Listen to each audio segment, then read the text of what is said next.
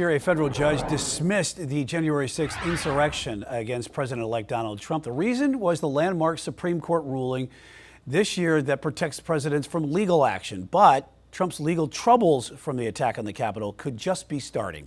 Chief legal analyst Khalif Rhodes joins me now. Khalif, today we're talking about the 8 civil cases that are aimed at Trump from what happened on January 6th. Listen, the criminal cases have went away, right? You had this, and it was a domino effect. Once the Supreme Court said that he was immune for his presidential acts, you started to see the things kind of tumbling away in terms of the criminal cases. But these civil ones are out there because the courts have spoken a number of times about presidential acts that a president that's outside of the presidential acts is not immune from civil liability. And so these cases will continue to go forward. And these are cases brought by a number of folks, specifically people that were there. So you're talking about Congress people that brought them against him that were attacked.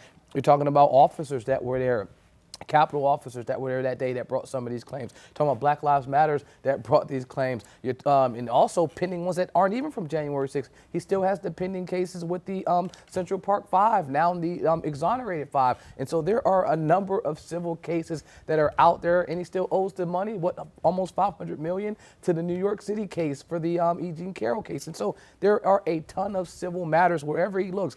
If he got the criminal things behind him, at least on the federal side, these civil cases are still sitting there and pending right now.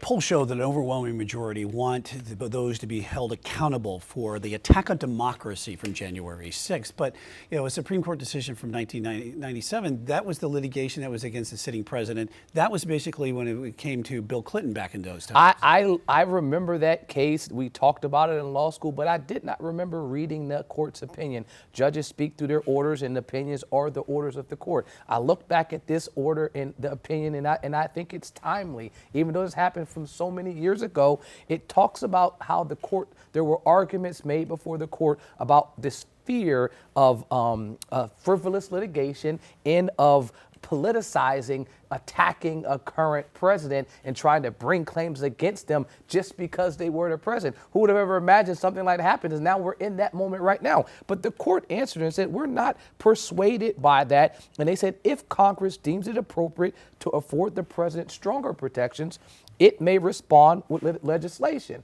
And so they're saying, look, we're saying that the president can be civilly liable, and there can be a claim brought against him for actions that are not within the office of the president. And if Congress wants to protect him, he can do that. Well, they set up what we have now, which is a president that has civil pending litigation and a Congress, both the House and the Senate, that seems inclined to be able to protect him. So even though they wrote this many, many years ago, for right now, this is extremely timely. Checks and balances are there for a purpose of a democracy here. And on Friday, the attorneys in this case, they met for a brief update, and there is an anticipation about more delays because Trump's lead attorney was just named the lead White House counsel in this case. Well, if you're talking about delay, a judge is going to be inclined to delay the process anytime new counsel comes on board. I just did it this week myself today in court, hired for a case. This case has been pending for a number of months. This person hired me on Saturday.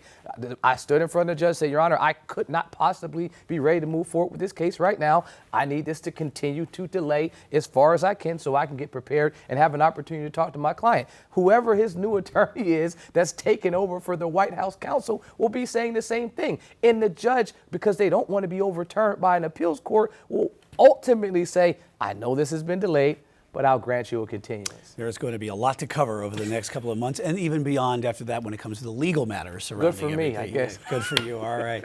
Chief legal analyst Khalif Rhodes.